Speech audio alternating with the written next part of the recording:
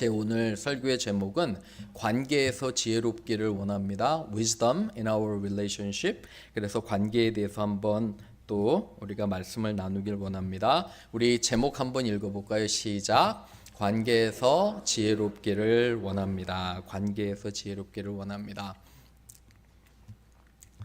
제가 몇 번 소개시켜 드렸지만 저는 이 책을 읽고 또 읽습니다. 나는 왜 네가 하는 말이 힘들까? 대화에 막힐 때마다 제가 여러 번 읽었어요. 그리고 말이 통해야 일이 통한다. 이 책도 한 4-5번 정도 읽은 것 같아요.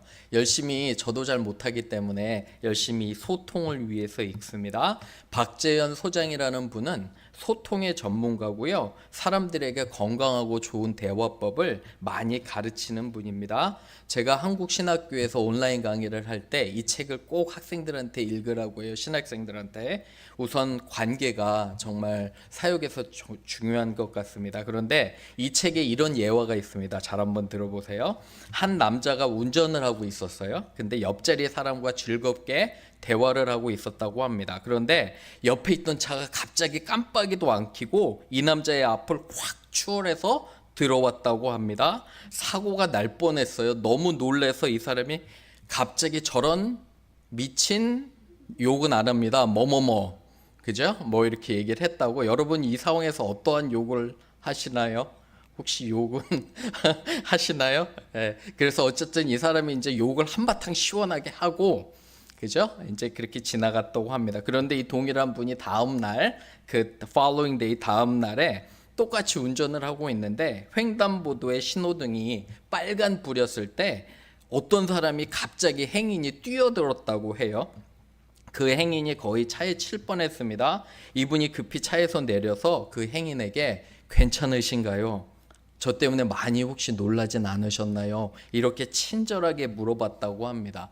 자, 그러면 여러분 생각에 이 사람은 어떤 사람일까요? 좋은 사람일까요? 나쁜 사람일까요?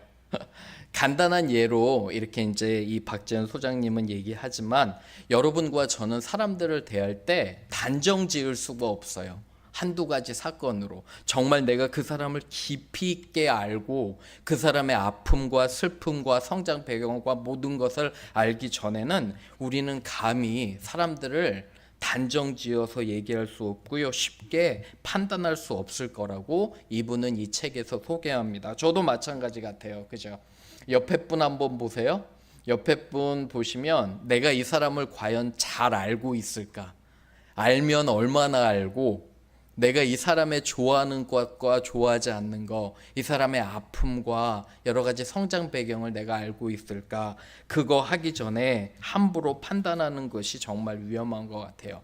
오늘 이 다윗의 이야기를 통해서 우리가 판단하지 않고요. 관계에 대해서 지혜롭기를 원합니다. 첫 번째로 읽어봅니다. 시작. 다른 사람을 함부로 판단하거나 단정 짓지 말아야 합니다. We should not judge others carelessly or jump to conclusions about them. 이게 포인트예요. 1절 한번 보세요. 사무엘하 10장 1절에 보면 이런 이제 사건이 일어나요. 그 후에 암몬 자손의 왕이, 암몬의 왕이 누구냐면 나하스예요. 나하스라는 왕이 죽게 돼요. 그래서 그 아들 한운이 보세요. 1절에 한운이 대신해서 이제 새로운 왕이 돼요. 그죠? 그런데 다윗이 2절에 보시면 전에 나하스에게 은혜를 입어요. 아마 사울 때 도망갈 때 나하스에게 은혜를 입었나 봐요. 그래서 그 나하스를 조문하려고 장례식 때 슬픔을 전하려고요. 다윗이 사신을 보내요. 그 사절단을 그죠? 거기 보시면 그죠? 다윗이 그의 신하들을 보내서 그 아버지 죽음을 슬퍼하도록 이렇게 보내는 게 정황이에요. 그죠? 장례식에 참여하도록 큰 사절단을 꾸려서 다윗은 정말 슬픈 마음으로 보내는데 3절 한번 보세요. 3절에 관리들이 뭐라 하냐면 한눈 왕에게 그 밑에 있는 사람들이에요. 다윗이 이게 진짜 슬퍼서 보낸 게 아니다. 뭐하러 보냈다는 거예요. 다윗이 자기의 나라를 어때요? 정탐하러. 그죠? 그래서 정탐하고 스파이 짓을 해서 우리나라를 통째로 삼키려고 그죠? 이 적국이 보낸다고 완전히 오해를 하게 되는 거예요. 이 평가가 맞아요? 안 맞아요? 안 맞잖아요. 그죠? 몇 가지 생각해 보여야 될 게 있어요. 첫 번째는 이 한운이라는 아들은 어떤 사람 같아요? 신중한 것 같아요? 안 한 것 같아요? 어떠세요? 한운이라는 사람은 아버지에 대해서 제대로 공부하지도 않고 상황도 몰라요. 어리석어요. 그러면 어리석은 사람은 주위에 어떤 사람들이 모여요? 어리석은 사람들 주위에 똑똑한 사람들이 모이나요? 적어도 저와 여러분이 어리석다고 생각하면 우리 주위에는 누구를 우리가 둬야 돼요? 지혜로운 사람을 모이게 해야 되잖아요. 그죠? 내가 좀 모자라면, 그죠? 제일 지혜로운 건 뭐냐면 내가 좀 부족하면 주위에 어때요? 지혜로운 사람을 해야 되는데 이 한운 왕은 이 관리들까지 어때요? 어리석고, 그죠? 우둔한 거예요. 상황 판단이 안 되는 거예요. 이 사람들이 몰랐던 건 뭐냐면 다윗이 어떤 사람인지도 몰랐고, 여러분 더 문제가 뭔지 아세요? 다윗이 얼마나 강력한 왕인지도 몰랐어요. 얼마나 자신들이 혹시나 오해하고 모욕을 주면 어떠한 일을 벌일지 모르는 사람, 이렇게 전혀 이해감이 떨어졌다는 거예요. 무슨 말이냐면 여러분과 제 관계에 있어서 정확한 것은 지혜롭게 우리는 사람들을 판단해야 돼요. 그죠? 그리고 단정하지 말고 믿어주고. 그렇다면 여기서 여러분이 저에게 이런 질문을 할 수 있어요. 생각해 보세요. 목사님, 그러면 다 믿어줘야 됩니까? 다 단정 짓지 말고 판단하지 말고 다 믿어줘야 된다는 말입니까? 하면 어떠세요? 그죠? 물론 제가 극단적인 사이코패스나 소시오패스나 디프레션 걸린 사람들 막 그렇게 어려운 사람들을 다 믿어준다는 게 아니에요. 여기서는 적어도 공동체나 아니면 우리가 아는 사람들을 함부로 판단하면 되지 않아요. 그죠? 그래서 그런 부분 조심해야 돼요. 요한복음 8장 10절에서 11절 우리 한번 읽어봅니다. 시작.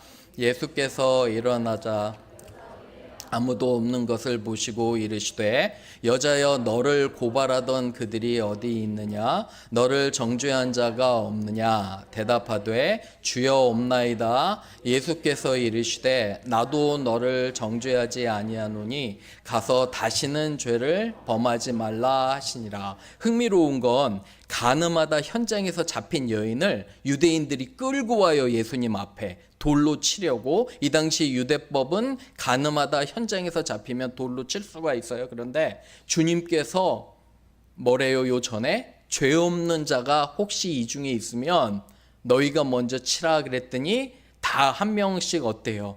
돌아가는 거예요. 그죠?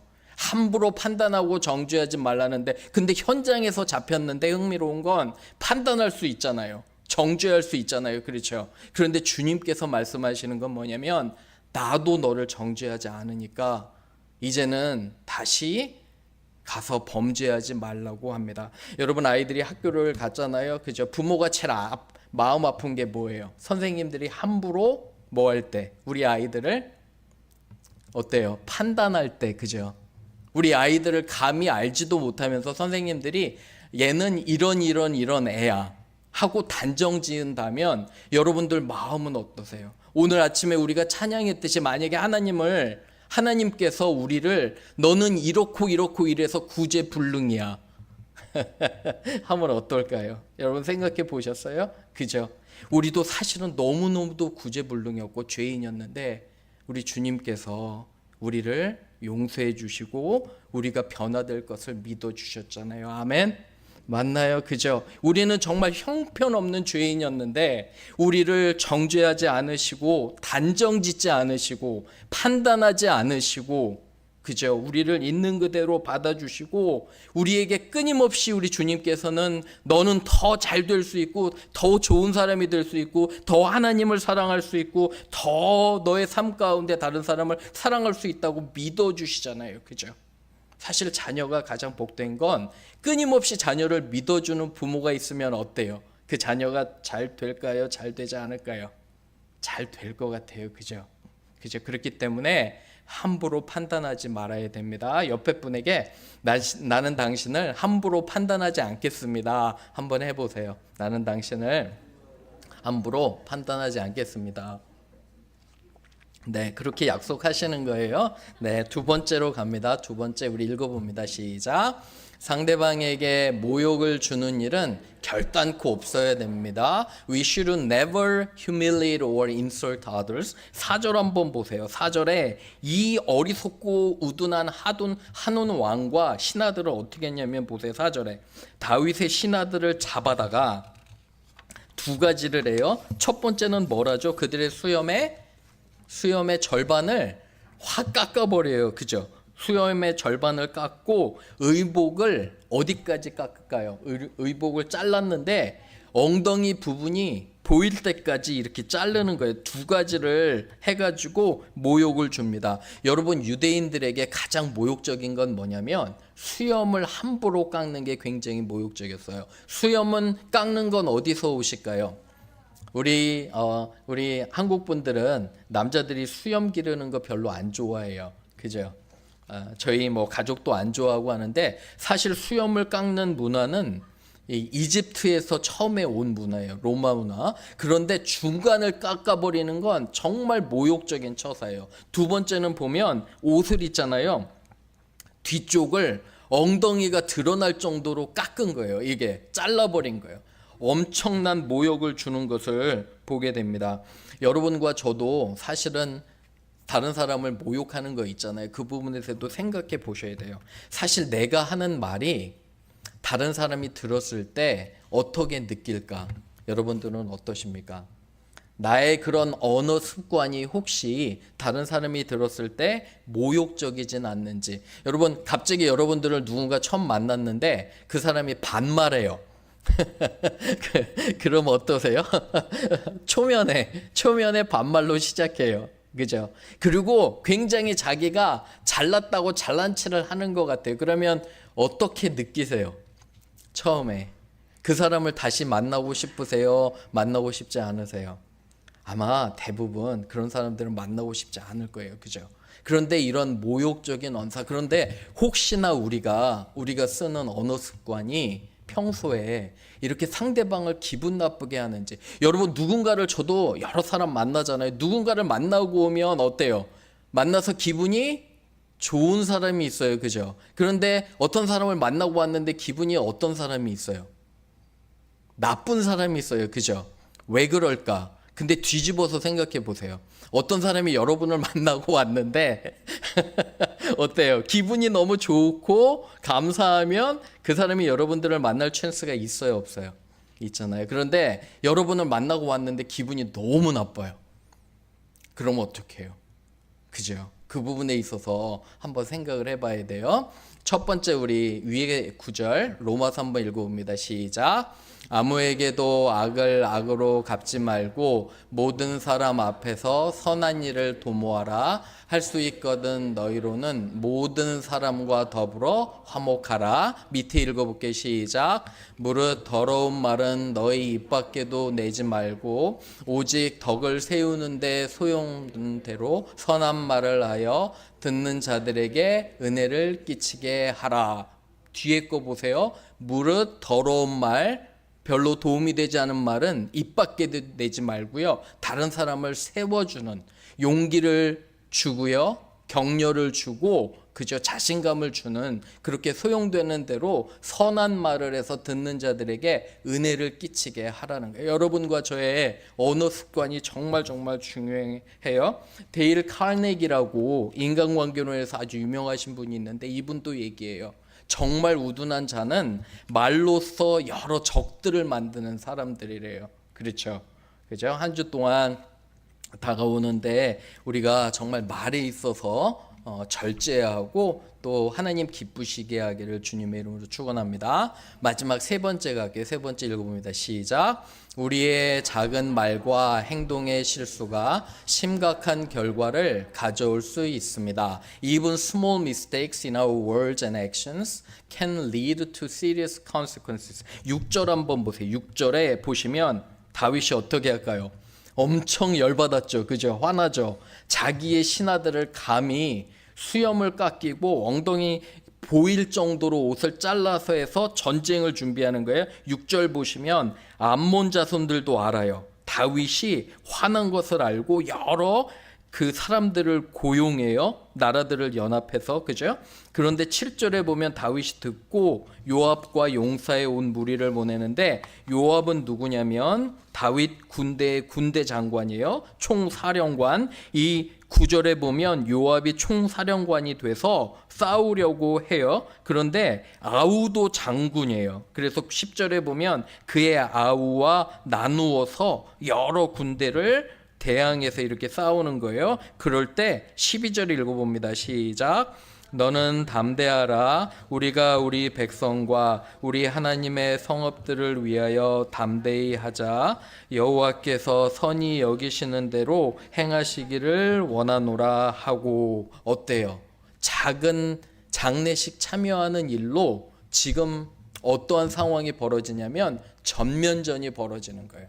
엄청나게 사람들이 많이 죽어요. 여러분 세계 제1차 대전 들어보셨죠? 세계 제1차 대전. 그죠? 이 세계 제1차 대전이 어떻게 일어났냐면 사실은 여러 가지 정황도 있지만 사라예보라는 지역에서 다리 위에 그 차가 한 대 지나가요. 오스트리아 헝가리 공작이었던 페르난드와 그의 아내가 타고 그냥 다리 위를 건너가고 있었어요. 사라예보에. 그런데 거기에 프린십이라는 사라예보 민족주의자 청년이 있었는데 이 청년이 총을 가지고 난사를 해서 이 오스트리아 헝가리 공작 부부를 죽이게 돼요. 근데 이 사건이 도화선이 돼서 정말 그 큰 전쟁이 일어나고요. 1차 대전 이후로 사람들이 한 2천만 명 정도가 이 전쟁 때문에 죽게 됐대요. 여러분 생각해 보세요. 이 하나의 사건이 물론 여러 가지 정황도 있지만 그래서 정말 우리는 이 작은 말과 행동의 실수를 조심해야 돼요. 이게 엄청난 파급 효과가 있다는 것을 보게 됩니다. 야고보서 한번 읽어볼게요. 시작. 이와 같이 혀도 작은 지체로 돼 큰 것을 자랑하도다. 보라 얼마나 작은 불이 얼마나 많은 나무를 태우는가. 혀는 곧 불이요 불이 세계라. 혀는 우리 지체 중에서 온몸을 더럽히고 삶의 수레바퀴를 불사르나니 그 사르는 것이 지옥불에서 나느니라. 여러분 영어 표현은 훨씬 더 강해요. Our tongues are small too, yet they brag about big things. It takes only a spark to start a forest fire. The tongue is like a spark. It is an evil power that dirties the rest of body and set a person's entire life on fire with the flames that come from hell itself. 지옥으로부터 나는 악함이 우리의 혀에 달려 있다고 사도 야고보는 이렇게 우리에게 고백하고요. 경고하는 거예요. 무섭죠. 그죠? 아무 말 아닌 것 같아도 나의 한마디가 그 사람의 하루 종일의 기분을 망칠 수도 있어요. 그리고 그 사람을 예수님과 멀어지게 할 수도 있어요. 그래서 우리는 정말 경계하고 조심해야 돼요. 멤피스의 평화로움과 또 이 멤피스의 그 선함을 우리가 지키는 건 있잖아요. 어쩌면 우리의 말에 달려 있는 것 같다고 저는 이렇게 생각이 듭니다. 그래서 사실 관계를 생각해 보면 우리에게 정말 관계가 지혜롭기 위해서는 우선 말에 있어서 정말 우리가 절제하고 통제해야 돼요. 그리고 좋은 말, 예쁜 말. 우리 항상 그 연습하잖아요. 우리 옆에 분에게 해볼게요. 오늘 참 멋있으세요. 예쁘십니다. 한번 해보시기를 바라요. 오늘 멋있으십니다. 예쁘세요. 네. 그리고 우리가 일주일 동안 이렇게 제가 연습하는 건 어쩌면 아무것도 아닌지도 몰라요. 하지만 가족 안에서, 직장 안에서, 그리고 우리 관계 안에서 관계를 좋게 한다는 것은 어쩌면 상대방을 정말 잘 대하고요. 단정 짓지 않고요. 그죠? 절대로 말에 있어서 그 사람을 모욕하거나 그 사람을 함부로 대하면 안 돼요. 지혜롭게 일주일 동안 우리의 혀를 잘 또 통제하는 우리가 되기를 주님의 이름으로 축원합니다. 아멘. 우리 같이 기도할게요.